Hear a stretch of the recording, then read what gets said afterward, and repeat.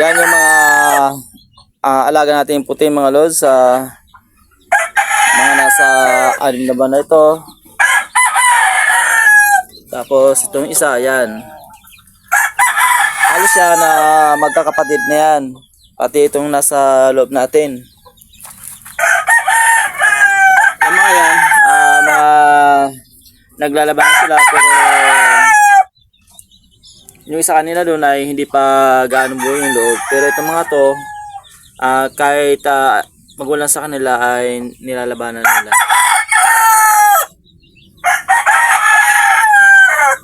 Medyo parami na tayo ng parami ng ating mga alaga.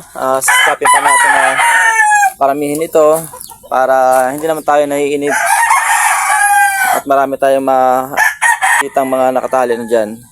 At yan nga ay nilagyan natin ng bakod dyan para yung mga inahin nating alaga na gumagala ay hindi basta-basta sila nakakapunta dito habang tayo nagbibigay ng patoka sa kanila. Yan na yung nakadalawang beses na pasado sa exam. Medyo ika-ika pa rin siya ngayon. Pero pwede pa naman ito. Isabak sa exam. At ito nga, may mga bago naman tayong papisa rito. Yan yung mga bagong pisa. Kahapon lang ito mga napisa mga lods. Yan, at binigyan natin sila ng tubig na may asukal. At ito nga yung dalawang ating sisiw. Kung makikita nyo, hindi pa kumpleto yung balahibo nila pero matatangkad na manok ito. Nakikita nyo lang sa haba ng paa. Kita mo wala pa mga balahibo yung kanilang dibdib sa leg nila.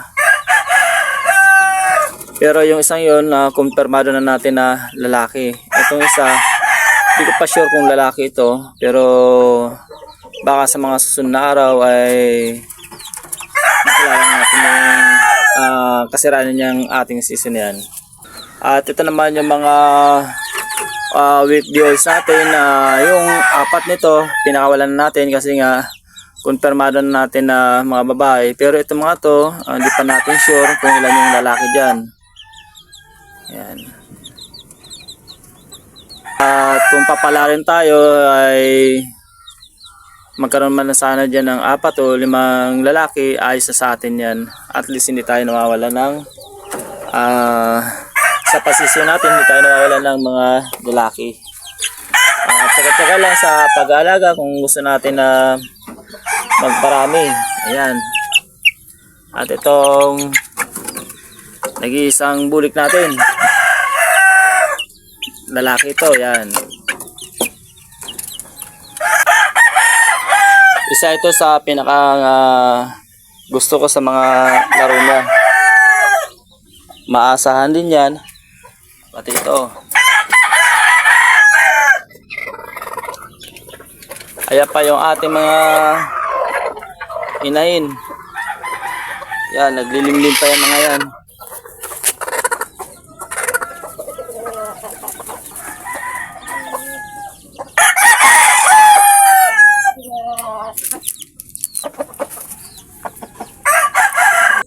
Yan, malalaki na yung ating mga alagang manok. At ito nga pala yung mga pinakawalan natin sisiw. Yan yung kanyang inahin. Yan lang, malalaki na yung ating mga manok. At mga ilang buwan na lang yan ay maaari natin itali.